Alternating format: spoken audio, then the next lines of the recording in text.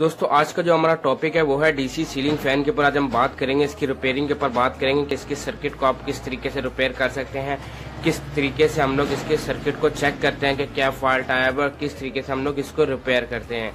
तो वीडियो में आगे बढ़ने से पहले मैं आपको बता देता हूँ कि अगर आप मेरे चैनल पर नए व्यक्ति को सब्सक्राइब कर देना, बेल आइकन को जरूर दबाना ताकि हर आने वाली लेटेस्ट वीडियो का नोटिफिकेशन आपको मिल जाया करे। तो दोस्तों इस वीडियो में आज आपको बताऊंगा कि हमारा जो डीसी फैन है उनके सर्किट को हम लोग किस तरीके से रिपेयर कर सकते हैं और इसको हम लोग रिपेयर करने के लिए किन किन स्टेप को हम लोग फॉलो करते हैं। तो दोस्तों ये हमारे पास दो डीसी फैन आए हुए थे, तो यहाँ पे हम लोग इसको चेक करेंगे कि इनमें क्या फॉल्ट है। हम लोग इस वीडियो में आपको एक पंखे की रिपेयरिंग के ऊपर वीडियो बनाऊंगा कि किस तरीके से आप इसको रिपेयर कर सकते हैं, लेकिन फॉल्ट में दोनों के बता दूंगा कि क्या क्या फॉल्ट इन दोनों पे आए हुए और किस तरीके से हम लोग क्लियर करते हैं। तो सबसे पहले हम लोग ले लेते हैं इस पंखे के बारे में मैं आपको बता देता हूँ कि इसमें क्या फॉल्ट आया हुआ। तो इस सर्किट को हम लोग रखते हैं साइड पे, तो यहाँ पे हम लोग कनेक्ट कर लेते हैं अपने इस पंखे के साथ और आपको चेक करते हैं कि इसमें क्या फॉल्ट आ रहा है। तो यहाँ पर दोस्तों हम लोगों ने इसको कनेक्ट कर लिया है। तो इसको कनेक्ट करने से पहले अगर आपके पास मल्टीमीटर है तो आपने सबसे पहले इसकी रेजिस्टेंस चेक कर लेनी। तो यहाँ पे मैं इसकी रेजिस्टेंस आपको पहले चेक करा देता हूँ कि कितनी रेजिस्टेंस है। तो यहाँ पे दोस्तों हम लोग ले आएंगे मल्टीमीटर को चेक करेंगे। यहाँ पे हम लोग इसकी रेजिस्टेंस हमारी सेम है या नहीं है। तो पंखों की इस वाइंडिंग के अंदर बहुत ही कम चांसेस आता है कि ख़राब होने के चांसेस होते हैं।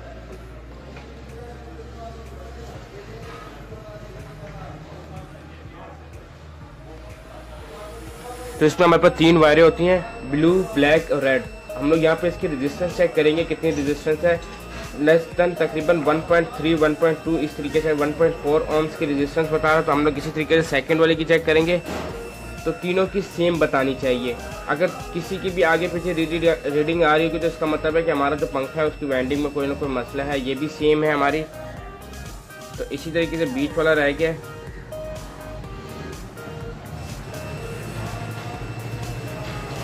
ये भी हमारी सेम है। इन दोनों पंखों की जो रेजिस्टेंस है तकरीबन सेम ही है, कोई इसमें फॉल्ट ही नहीं है, तो कोई मसला नहीं है। तो अब हम लोग क्या करेंगे, यहाँ पर अपने को लगा लेते हैं सर्किट को। तो इस सर्किट के अंदर मैं आपको बता देता हूँ कि क्या फॉल्ट आया हुआ है, क्या मसला आ रहा है। तो यहाँ पर हम लोग कनेक्ट कर लेते हैं अपने पास सीरीज लाइन।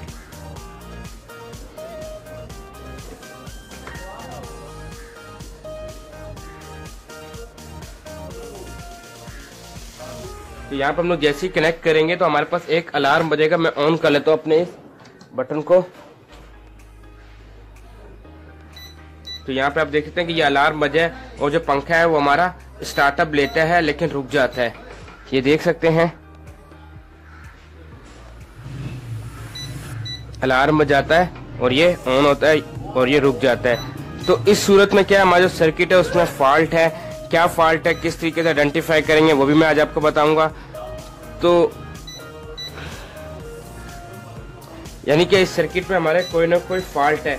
तो इसके ऊपर मैं नेक्स्ट वीडियो बनाऊंगा कि किस तरीके से इस फॉल्ट को आप क्लियर कर सकते हैं, क्या फॉल्ट आया हुआ किस तरीके से हम लोग क्लियर करते हैं। तो उससे पहले हम लोग इस सर्किट के ऊपर भी आज बात कर लेते हैं कि इस दूसरे जो सर्किट है इसमें हमारे पास क्या फॉल्ट आया हुआ है। तो यहीं से हम लोग इस क्लिप को लगे रहने देंगे ताकि हमें ये कंफर्म हो जाए कि हाँ ये पंखे में तो कोई प्रॉब्लम नहीं है। तो यहाँ पे हम लोग इसको कनेक्ट कर लेते हैं इस वायर को और यहाँ पे हम लोग लगा लेंगे अपनी सीरीज बल्ब को। तो यहाँ पे हम लोग कर लेते हैं कनेक्ट। अब तो यहाँ पे दोस्तों हम लोग सबसे पहले अपने सर्किट को चेक करेंगे, सीरीज लैंप पे लगा के चेक करेंगे कि सीरीज हमें क्या बताती है। तो ज़्यादातर हमारा जो फॉल्ट है तो सीरीज बल्ब से हमें मिल जाते हैं। तो यहाँ पे क्या इंडिकेशन आनी चाहिए वो भी मैं आपको आगे चल के बताऊँगा कि सीरीज पर हमें क्या चीज़ चेक करनी चाहिए।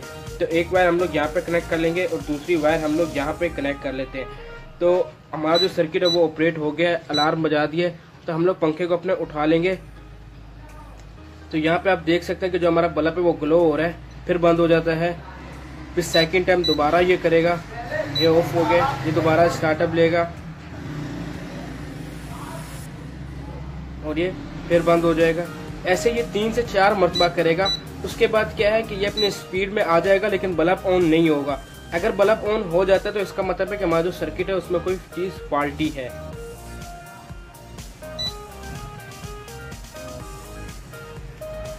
तो ये आप देख सकते हैं कि इसमें जो बल्ब है वो हमारा ग्लो हो गया, पंखा भी चल रहा है। तो आप इसकी कंडीशन देख सकते हैं, पंखा हमारा चलना शुरू हो गया लेकिन सर्किट पे जो हमारा बल्ब है वो ऑन हो चुका है। तो इसको हम लोग किस तरीके से चेक करेंगे, किस तरीके से इस फॉल्ट को हम लोग क्लियर करेंगे वो मैं आपको आगे चल के बताता हूँ कि किस तरीके से हम लोग इस फॉल्ट को ख़त्म करेंगे। तो यहाँ पे हम लोग इसको ऑफ कर देते हैं। इसको रोक लेते हैं अपने पंखे को और मैं आपको दिखाता हूँ कि हम लोग किस तरीके से इस फॉल्ट को हम लोग क्लियर करेंगे। तो यहाँ पे दोस्तों अगर इस तरीके से फॉल्ट आपके पास आ रहा है, अगर आपका सर्किट में बल्ब फुल ग्लो हो जाता है तो उसका मतलब है कि इस सर्किट में हमारे कहीं ना कहीं फॉल्टी है, कोई ना कोई कंपोनेंट ऐसा फॉल्टी है। तो हम लोग सबसे पहले इसको हाथ लगाएंगे कि इसमें हमारे पास कौन सा कंपोनेंट फॉल्टी है। ये भी इस टाइम पे गर्म हुआ है काफ़ी, यानी कि ये जो कैपेसिटर है इस टाइम पे ये हमारा फॉल्टी है। हम लोग कैपेसिटर भी चेंज करेंगे, लेकिन उससे पहले हम लोग ये देखेंगे कि और इसमें क्या चीज़ हमारे पास गर्म हो रही है। तो और बाकी सारा कुछ ठंडा पड़ा हुआ है। तो अगर आप इलेक्ट्रॉनिक्स में नहीं फॉल्ट पकड़ सकते तो आप इस तरीके से भी पकड़ सकते हैं। आप थोड़े वोल्टेज ज़्यादा दें, जिस मिकदार में इसको वोल्टेज देना चाहिए उससे थोड़ा ज़्यादा दें। तो कमज़ोर चीज़ होती है वो गर्म होना शुरू हो जाती है, तो हमें पता चलता है कि हाँ यार ये जो चीज़ है ये हमारी डैमेज है।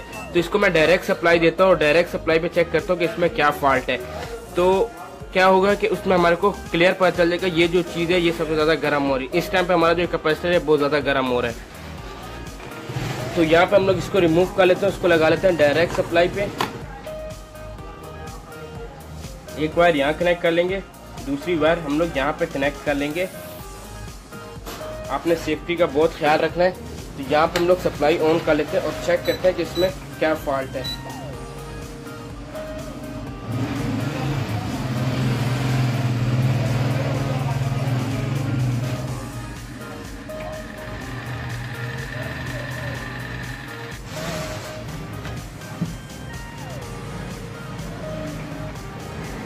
यहाँ पे दोस्तों हम लोगों ने इसको रिमूव कर लिए।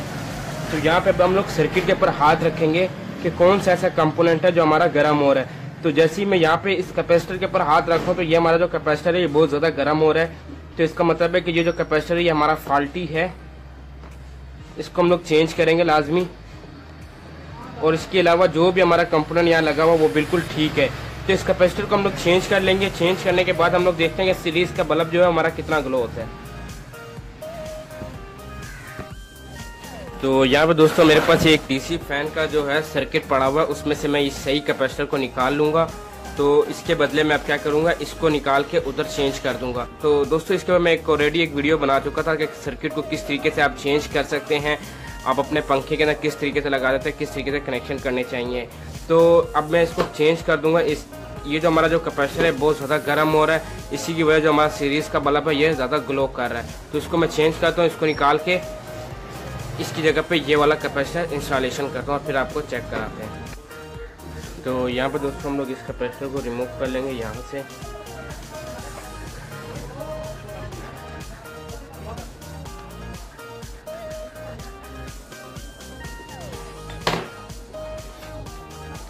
आपने लाजमी देखना है कि आप जिस तरीके से रिमूव कर रहे हैं, यानी कि ये साइड जो है ये माइनस की है, तो आपने माइनस का ध्यान रखना है। तो जिधर माइनस है आपने माइनस वापसी उसी जगह पे ही लगाना है।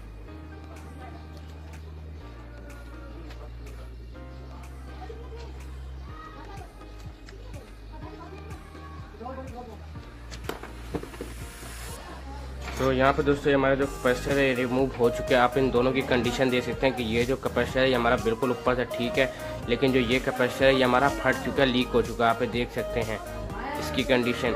और यहाँ पे जो इसकी जो यूएफ का है, हमारी कितने यूएफ का है, ये हमारा 68 यूएफ 400 वोल्टेज का है। तो ये भी हमारा इतना ही है। तो यहाँ पे जो हमारा यूएफ है वो है 68 यूएफ और 400 वोल्टेज, यानी कि ये 400 वोल्टेज से अगर 500 वोल्टेज होता तो ये हमारा जो है कैपेसिटर ब्लास्ट हो जाएगा। तो यहाँ पे हम लोग कर लेते हैं इसके पॉइंटों को साफ।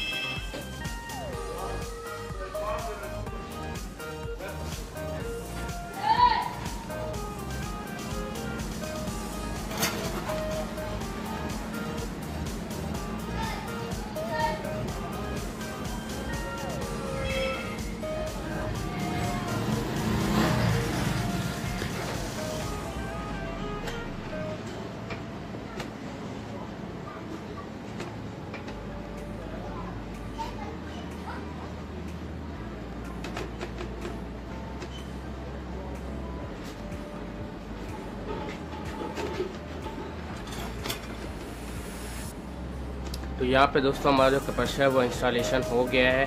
तो अब मैं इसको दोबारा अपने पंखे से इंस्टॉलेशन करता हूँ सर्किट और चेक करते हैं कि क्या कंडीशन है।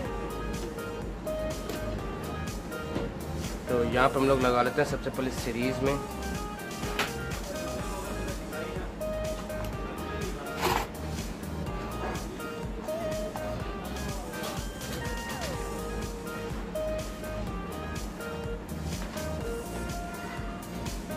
यहाँ पे हमने एक वायर अपनी कनेक्ट कर ली और यहाँ पे हमने दूसरी वायर अपनी कनेक्ट करनी है। इसके बाद हमने अपने बल्ब पंखे को उठा लें ताकि ये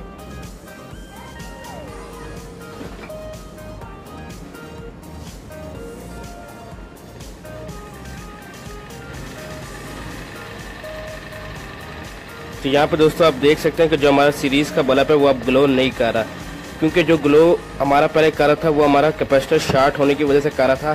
तो बाज़ औक़ात उसके अंदर ये मसला आ रहा था कि जैसे वो इतना ज़्यादा गर्म होता था, जैसे ही कैपेसिटर ज़्यादा गर्म होने के बाद क्या होता था कि हमारा जो पंख ब्रेकर था वो ट्रिप हो रहा था। उसकी वजह से क्या था, जो हमारा जो कैपेसिटर ख़राब था, इसकी वजह से क्या होता, हमारा बल्ब ज़्यादा ग्लो हो रहा था। तो जब कैपेसिटर हमारा बिल्कुल ठीक अब लग गया था, हमारा जो बल्ब अब बिल्कुल कम ग्लो हो रहा है, क्योंकि थोड़ा बहुत जो लोड है वो बल्ब भी अपने ऊपर लेता है। तो अब मैं इसको डायरेक्ट भी लगाऊंगा, चेक कराता हूँ कि डायरेक्ट में ये हमारा किस तरीके से काम कर रहा है। तो इस तरीके से दोस्तों हम लोग इस सीरीज़ का बल्ब को यहाँ से हम अपनी वायर को रिमूव करते हैं और यहाँ पे लगाते हैं डायरेक्ट पे।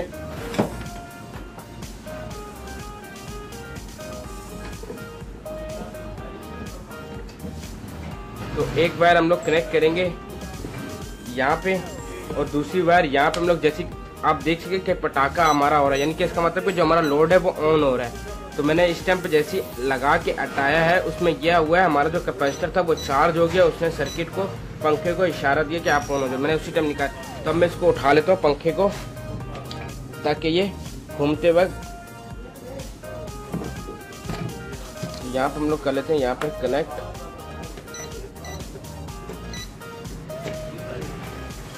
तो यहाँ पे दोस्तों आप पंखा देख सकते हैं कि हमारा बिल्कुल ओके हो गया है।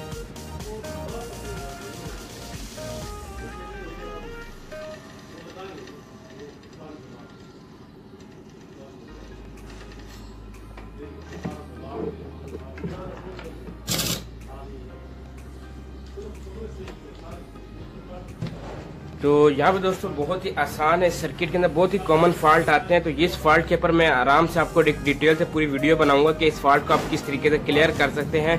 तो ये फॉल्ट बहुत ही कॉमन है जो अमूमन आपके पंखों में आते हैं, और बाज़ औक़ात कारीगर ये कहते हैं कि आपका ये जो सर्किट है ये चेंज होगा। तो अगर आप खुद थोड़ा बहुत टेक्निकल हो, अगर आप काम को जानते हो, तो आपने सिर्फ सिंपल आपने 3-4 चीज़ों को देखना है शुरू के स्टार्टिंग के। इस कैपेसिटर को चेक कर लें कि कैपेसिटर फूला हुआ तो नहीं है, ये फ्यूज़ जो है ये हमारा ब्लोन ऑफ तो नहीं हो गया, ये हमारा एक छोटा फ्यूज़ लगा हुआ है ये ब्लोन ऑफ तो नहीं हो गया, तो ये फ्यूज़ हमारा ब्लोन ऑफ तो नहीं हो गया। तो सिंपल इतने छोटे छोटे इसमें फॉल्ट आते हैं कि आप खुद भी घर बैठे इसको रिपेयर कर सकते हो। तो दोस्तों अगर इलेक्ट्रिकल, इलेक्ट्रॉनिक्स और रेफ्रिजरेशन के मतलब किसी किस्म का कोई भी सवाल हो, या माइक्रोवेव ओवन के मतलब कोई भी क्वेश्चन हो, कोई भी सवाल हो, तो आप पूछ सकते हैं कमेंट्स बॉक्स में। इंशाल्लाह मैं उसको आपको रिप्लाई ज़रूर करूँगा। तो दोस्तों मिलते हैं किसी नए टॉपिक पे, किसी नए वीडियो के साथ। तो इसी के साथ दीजिए मुझे इजाज़त। खुदा हाफिज़।